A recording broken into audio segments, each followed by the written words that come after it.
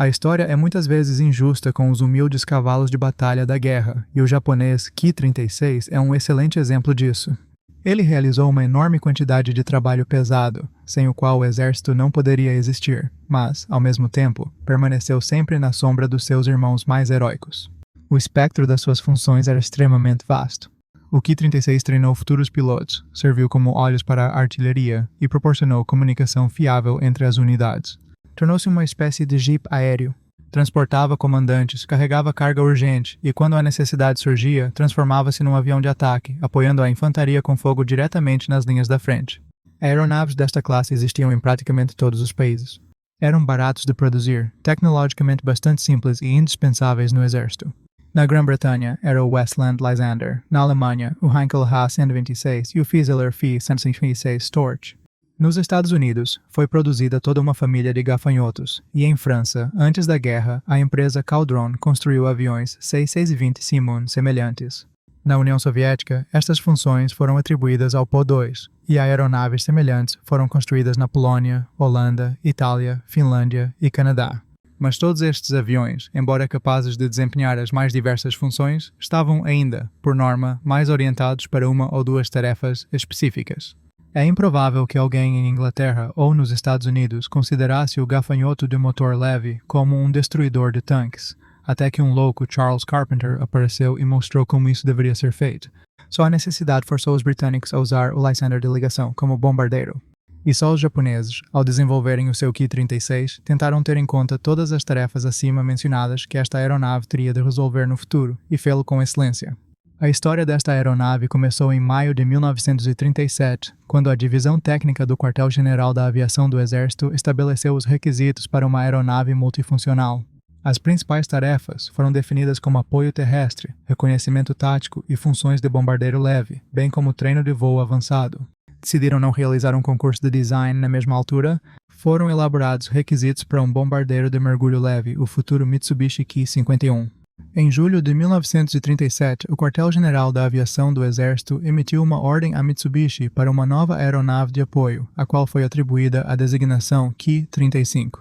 No entanto, naquele momento, as equipas de design da Mitsubishi estavam completamente sobrecarregadas com uma série de projetos.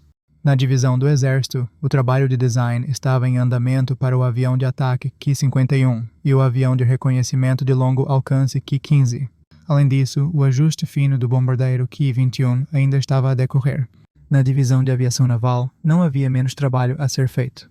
O design estava a avançar em temas de caças e bombardeiros com os projetos A-5M, G-3M e B-5M, e no horizonte estavam os A-CM e G-4M. Portanto, eles claramente não queriam ser desviados por mais um avião de reconhecimento leve, do qual era difícil esperar muito lucro. A história não preservou informações sobre se algum trabalho foi realmente iniciado no Ki-35, mas de uma forma ou de outra, esse índice permaneceu nada mais do que uma designação para um projeto que nunca se concretizou. É de notar que a versão inicial da especificação, provavelmente elaborada sob a influência de designs estrangeiros existentes como o britânico Westland Lysander e o alemão Henschel Ha-126, previa um monoplano de asa parasol com um motor de cerca de 1.500 cavalos de potência. Devido à falta de escolha entre os principais fabricantes de aeronaves, o contrato para o desenvolvimento do novo avião foi atribuído ao primeiro arsenal aéreo do exército em Tachikawa, que até então só tinha lidado com aeronaves de treino e desportivas. O projeto foi liderado pelo engenheiro Ryokichi Endo. O projeto foi imediatamente designado com o índice Ki-36. Um piloto experiente, o Major Yuzo Fujita, foi nomeado supervisor do exército para o projeto. A Tachikawa não tinha praticamente nenhuma experiência na construção de monoplanos totalmente metálicos, e o trabalho estava a progredir bastante lentamente, até que o Instituto de Pesquisa Aerotécnica do Exército se envolveu no projeto. Um dos engenheiros do instituto, de nome Ando, após analisar os requisitos militares, chegou à conclusão de que 1.500 cavalos de potência eram claramente excessivos para as funções estabelecidas na especificação. A proposta de Ando era criar um avião de asa baixa, cantilever, muito pequeno, com um motor que fosse, no mínimo, 3 vezes menos potente. Gostaram da sugestão e, no final de 1937, a especificação atualizada chegou a Tachikawa. A aviação ligeira era um ponto forte para a equipa de desenvolvimento do Arsenal, por isso as coisas começaram a avançar muito mais rapidamente. Demorou apenas 4 meses para projetar e construir o primeiro protótipo, e a 20 de abril de 1938, o piloto de testes Kamada Zenjiro levou o primeiro avião para o ar. Até o final de abril, o segundo protótipo também estava pronto para voar. Durante os testes, eles avaliaram principalmente as características de descolagem e aterragem da nova aeronave. Realizaram aterragens numa praia de areia, numa margem de rio e num planalto rochoso. Também testaram aterragens em pistas super curtas usando um gancho de aterragem. Em meados de julho de 1938, uma ordem do Comando do Exército exigiu a melhoria da manobrabilidade do avião, em termos de velocidade e raio de viragem, e também o equipamento da aeronave com equipamento fotográfico de reconhecimento e armamento. No mesmo mês, chegou uma ordem para fabricar mais 2 protótipos adicionais até setembro. Os testes ocorreram nas bases aéreas das escolas militares em Tokorozawa e Shimoshizu. Com base nos resultados da primeira fase de testes, não houve queixas específicas quanto às características dinâmicas. No entanto, em certos modos de voo, observou-se a separação do fluxo de ar nas pontas das asas. Mais tarde, a partir da 51ª aeronave de produção, introduziram pequenas fendas fixas no bordo de ataque, ajustadas a um ângulo de 2 graus, para corrigir este problema. Os 2 primeiros protótipos foram equipados com o motor Ha-13, que produzia 300 cavalos de potência. No terceiro e quarto protótipos, instalaram o Ha-10 melhorado, onde a potência foi aumentada para 480 cavalos. Em outubro de 1938, os testes de aceitação ocorreram na base aérea de Shimoshizu e, como resultado, a aeronave foi reconhecida como apta para o serviço. Do ponto de vista da manobrabilidade, desempenho dinâmico e características de descolagem e aterragem, era idealmente adequado para uso nas linhas da frente. O Ki-36 era capaz de permanecer no ar por até 3 horas a uma altitude operacional entre 3.300 e 9.800 pés. Mantendo uma velocidade de cruzeiro de 137 milhas por hora, a duração do voo com carga máxima de combustível podia ser estendida para 6 horas. A aeronave mantém estabilidade e controlabilidade até uma velocidade de 93 milhas por hora. O raio de viragem a essa velocidade não excedia 50 pés. Assim, com uma envergadura de menos de 40 pés, o avião era capaz de virar praticamente no mesmo lugar. Também foi notada uma excelente visibilidade do cockpit, proporcionada pelo compartimento da tripulação deslocado para a frente e pela significativa inclinação da asa ao longo do bordo de ataque, que não obstruía a visão para baixo. Uma grande janela foi feita no chão de madeira do atirador. A aeronave foi adotada em serviço sob a designação de Avião de Reconhecimento de Cooperação Direta Tipo 98. O Ki-36 era um monoplano de asa baixa, todo em metal, com trem de aterragem fixo e carenado. A fuselagem era de duralumínio, enquanto apenas as superfícies de controlo eram revestidas a tecido. A carenagem do motor era única, pois não possuía abas tradicionais. Em vez disso, 2 coletores de escape saíam de ambos os lados da carenagem. O motor arrefecido a ar, um radial de 9 cilindros Hadesh Srida, foi um desenvolvimento interno da Tokyo Gas and Electric Company. Sob o nome Amakaze, o motor foi fabricado pela Hitachi a partir de 1939. O motor de acionamento direto com uma cilindrada de 1.092 polegadas cúbicas produzia 480 cavalos de potência na descolagem e 450 cavalos de potência na sua classificação nominal. A 2.300 rotações por minuto, a hélice era uma unidade metálica de 2 passos e passo variável. Para permitir um ajuste suave do passo da hélice, um variador foi utilizado pela primeira vez na aviação japonesa. A asa tinha um design de 2 longarinas com um enflechamento da borda de ataque de 13 graus. O armamento consistia em 2 metralhadoras, uma fixa de calibre 303 tipo 89, que era uma cópia da Vickers e inglesa. Estava posicionada no lado direito sob a carenagem do motor. A culatra da metralhadora estendia-se por baixo do painel de instrumentos, permitindo ao piloto fazer a manutenção da arma em voo. A carga de munição consistia em 200 balas numa fita, frequentemente aumentada para 400 balas. A metralhadora permitia uma cadência de tiro prática de até 900 balas por minuto. O alcance efetivo era de 2.090 pés. Uma mira telescópica tipo 89 estava montada no lado direito do cockpit. Dentro do cockpit do atirador-observador, inicialmente planearam uma 7.9. Era uma metralhadora tipo 98 de 7,92 mm, uma cópia licenciada da MG-15 alemã. Na posição de repouso, a metralhadora era fixada num suporte no lado direito do cockpit. Para repelir um ataque, a parte traseira da capota deslizava para trás, em direção à cauda, sobre carries. A secção central deslizava em direção ao nariz e a arma era montada no pivô da torre curva.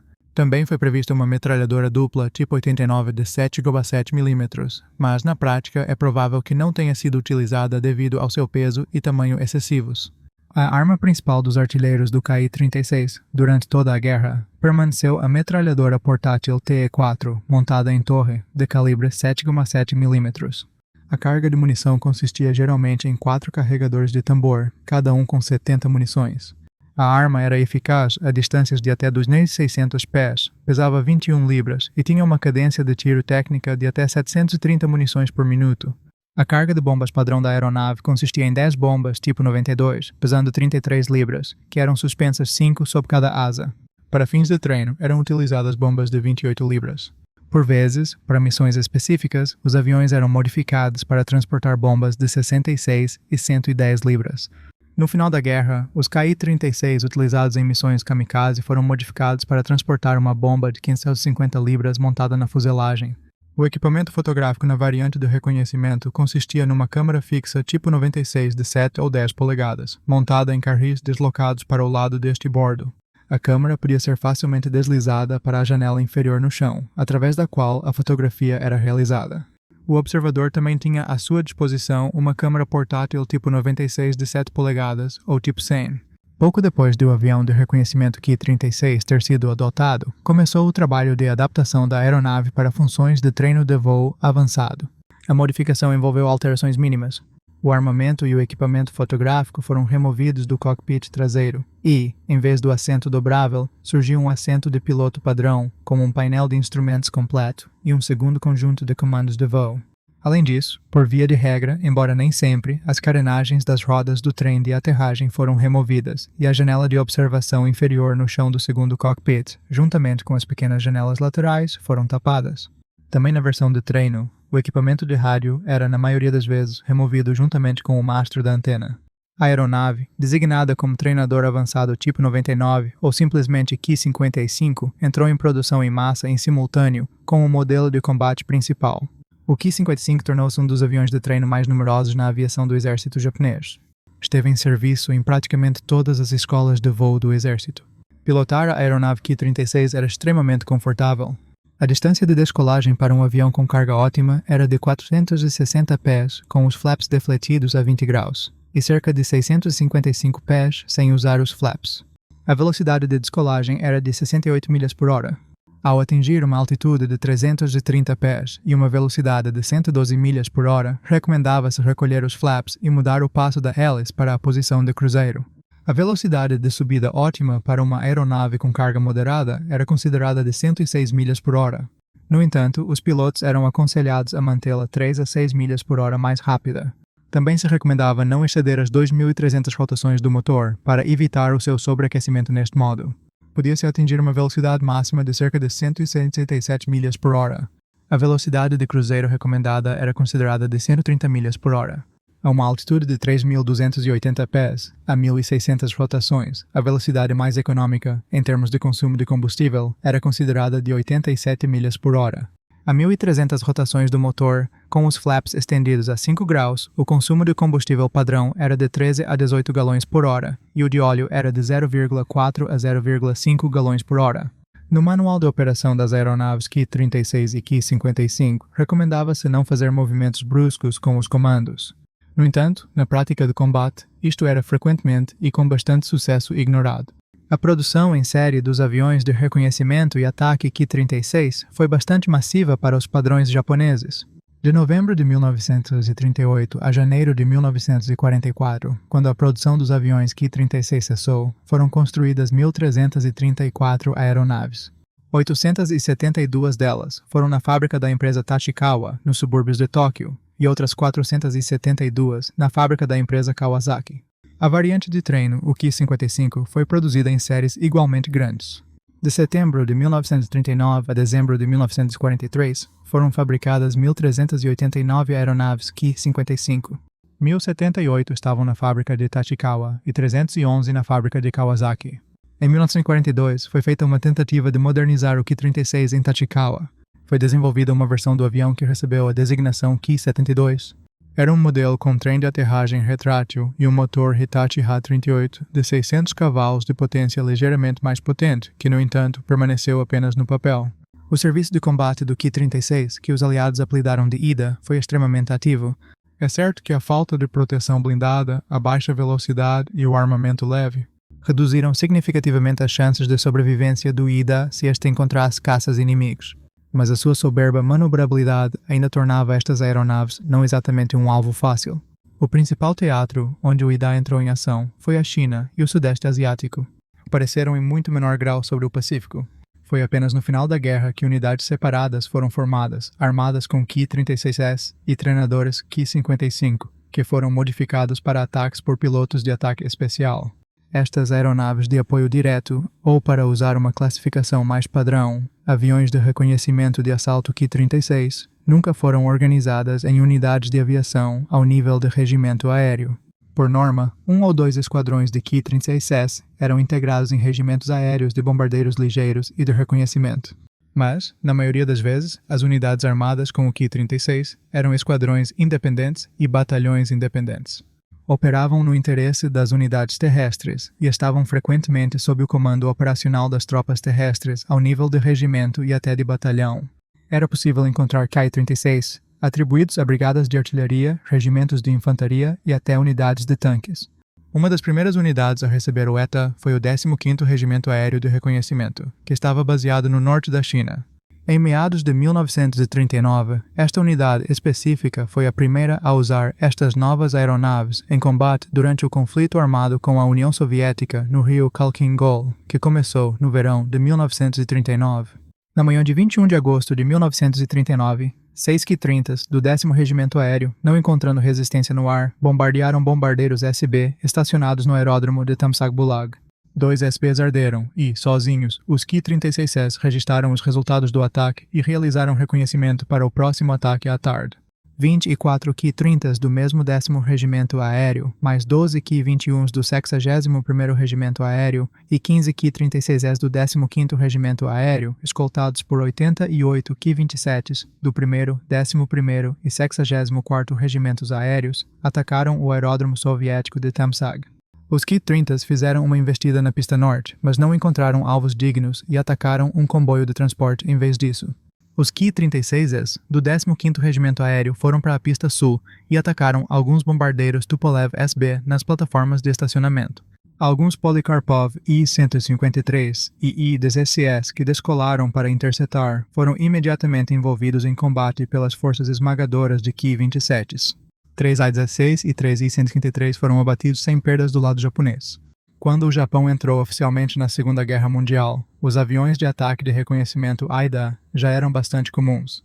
Durante o ataque a Hong Kong, a 8 de dezembro de 1941, 12 aviões de ataque Ki-36 do 44º Esquadrão Independente participaram.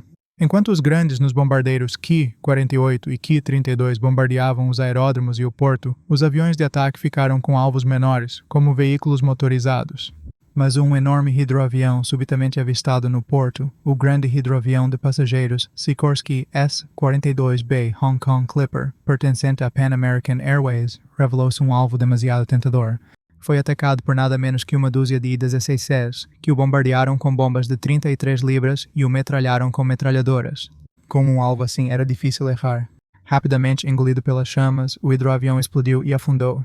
Durante a invasão da Malásia para tomar Singapura, a Força Aérea do Exército do Japão alocou parte da 4ª Divisão Aérea, composta por 166 aeronaves, enquanto as forças de ataque foram organizadas na 3ª Brigada Aérea. Dentro do 83º Batalhão Independente, que fazia parte dela, operava um esquadrão de reconhecimento tático com 12 Ki-36S. Durante o avanço sobre Rangoon na campanha da Birmânia, os aviões de reconhecimento de assalto Ki-36 tiveram muita ação. Eles provaram ser aeronaves muito úteis para atacar alvos diretamente na selva, naquela vegetação tropical densa e impenetrável. Eles basicamente atuavam como artilharia móvel. Os IDs na Birmânia geralmente voavam sem escolta de caças, o que era considerado relativamente seguro. Em baixa altitude, que geralmente não ultrapassava os 650 pés, eram alvos difíceis para os caças mirarem. Mas, como sempre, há exceções a toda a regra. A 20 de janeiro de 1942, um solitário Ki-36 do 83º Batalhão Independente tentou fazer um reconhecimento da área de Moulmein. Ele foi interceptado pelo oficial de voo Mohan Singh da Força Aérea Voluntária da Birmânia. Singh pilotava um antigo biplano de caça britânico Hawker Fury, um tipo que já tinha sido retirado de serviço há muito tempo, mesmo nas colônias britânicas. Para aquela ave antiga, a manobrabilidade do avião de reconhecimento japonês não era problema nenhum. Singh abateu o avião japonês como se estivesse num campo de tiro, conquistando a sua 4ª vitória na guerra. Para a invasão das Filipinas, unidades da 5ª Divisão Aérea foram concentradas em Formosa. Isto incluía o 74º Esquadrão Independente, com 10 aviões de reconhecimento de assalto Ki-36. Como mencionei anteriormente, o papel da AIDA não se limitava apenas à coordenação direta com as unidades terrestres. Eles eram ativamente usados como bombardeiros ligeiros, aeronaves de patrulha e observadores. Existem até registros do Ki-36 a ser usado como avião de reconhecimento marítimo, lançado por catapulta. Pelo menos uma aeronave deste tipo foi equipada com um gancho de catapulta e serviu como avião de ligação no porta-aviões de desembarque do exército Shinshu Maru. Um destes aviões de reconhecimento Ki-36 foi comprado pela redação do jornal Asahi Shimbun em maio de 1941 e recebeu o nome Kisaragi. Esse avião sobreviveu à guerra em segurança e só foi retirado de serviço em 1947. A aeronave era uma favorita entre as tripulações pela sua excelente manobrabilidade e facilidade de manutenção. Cumpriu com sucesso todas as tarefas que lhe foram atribuídas e tornou-se um verdadeiro cavalo de batalha para o exército, discreto, mas indispensável. Para ter a imagem mais completa de como os aviões de ataque IDA operavam, vale a pena citar excertos da história oficial do 54.0 Esquadrão Independente. Esta unidade pilotava ativamente o Ki-36 durante a contraofensiva japonesa de abril a junho de 1944, perto da cidade de Xinjiang, na província chinesa de Hunan. Naquela época, na primavera e verão de 1944, o 54º Esquadrão Independente, equipado com 15 Ki-36, foi designado para participar na Operação Kogo. Isto, por sua vez, fazia parte da muito maior Operação Ichigo, que visava abrir uma rota terrestre para a Indochina francesa e capturar aeródromos chineses, num último esforço para impedir que os B-29 americanos operassem contra as ilhas de origem japonesas. A Operação Kogo resumia-se, basicamente, a uma missão tática atribuída à 3ª Divisão de Tanques, que operava na província de Hunan. A sua tarefa era cercar e tomar a cidade de Luoyang, que caiu a 25 de maio de 1944. A primeira fase da Operação Kogo começou a 18 de abril, onde o papel dos aviões de ataque Ki-36 do 54º Esquadrão era apoiar as unidades terrestres que atravessavam o Rio Amarelo a norte da cidade de Yungzhou. A primeira vaga de ataques começou no dia seguinte, às 6h30 da manhã.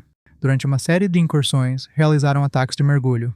Lançando cerca de 250 bombas, pesando 33 libras cada, os IDAs trabalharam em estreito contato com os tanques japoneses em avanço, seguindo literalmente apenas algumas dezenas de metros à frente das unidades terrestres.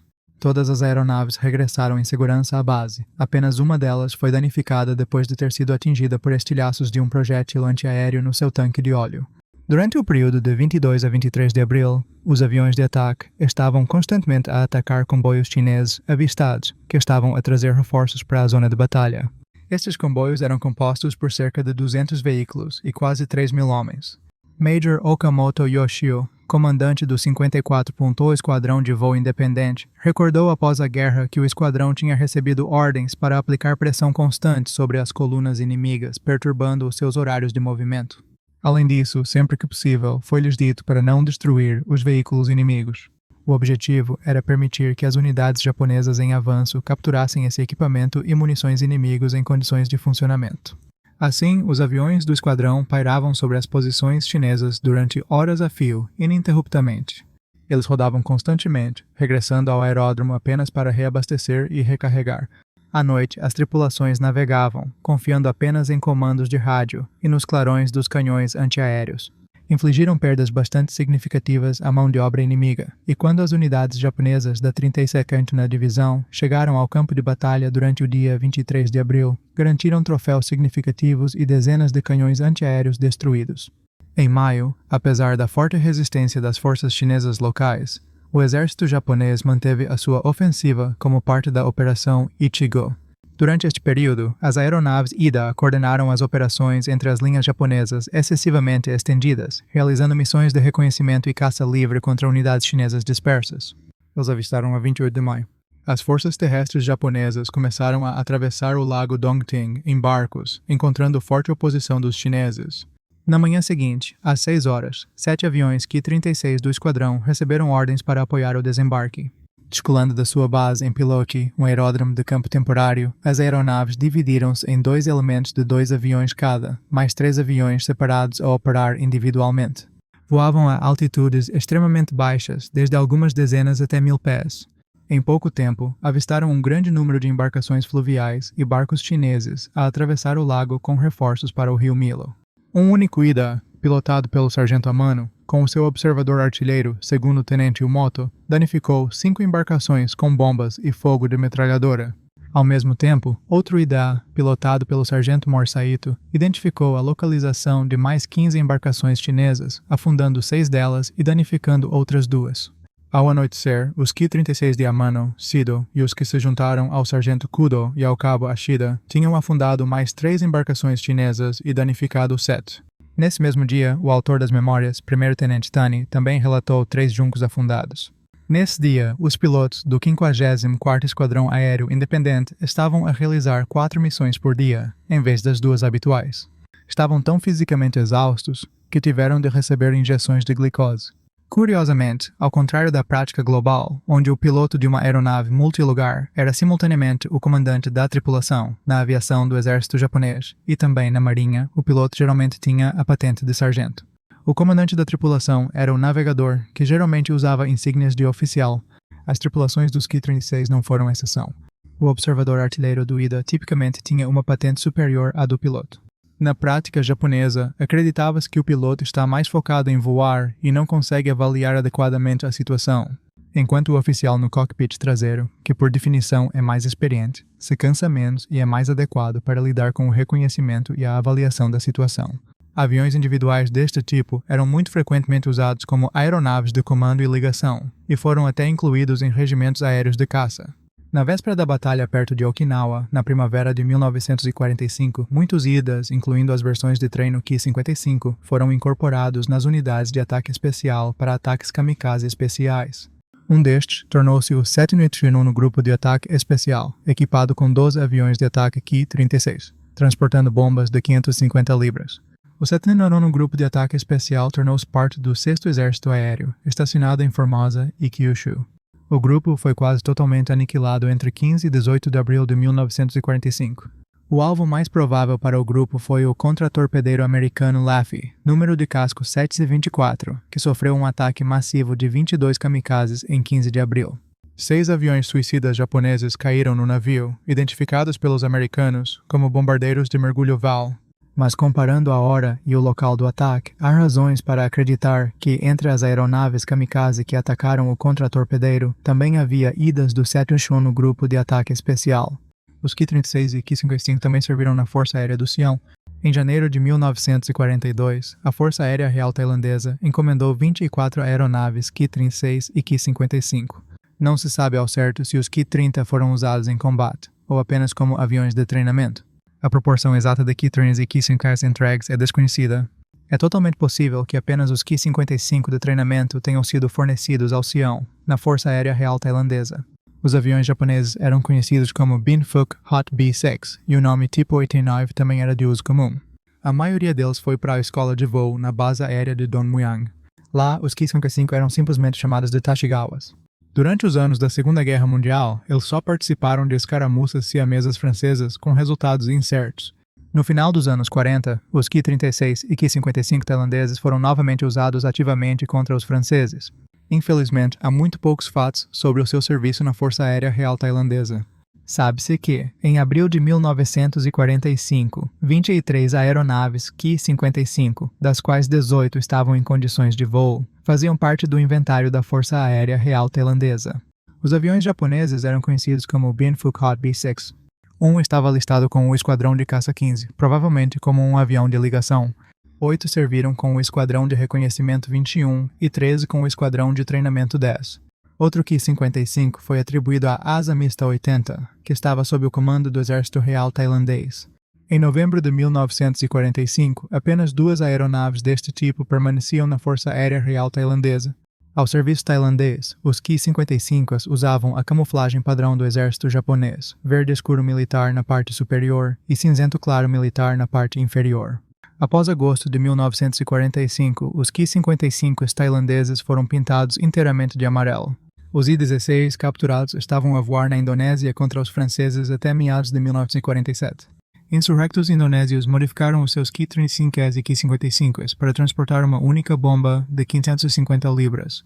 Os próprios franceses capturaram pelo menos 2 aviões de treino Ki-55 na Indonésia e operaram-nos com a Força Aérea Francesa. Voaram pela última vez a 20 de maio de 1946. Assim termina a história do Tachikawa Ki-36. Tenho de admitir que adaptar esta aeronave japonesa não foi uma tarefa fácil, considerando que há tantas palavras e nomes japoneses aqui que provavelmente ninguém teria compreendido. Se chegou até aqui, agradeço sinceramente o seu tempo e interesse nestes vídeos. Significa muito para mim. Se gostou, por favor, considere subscrever e deixar um gosto. Isso ajuda muito o canal a crescer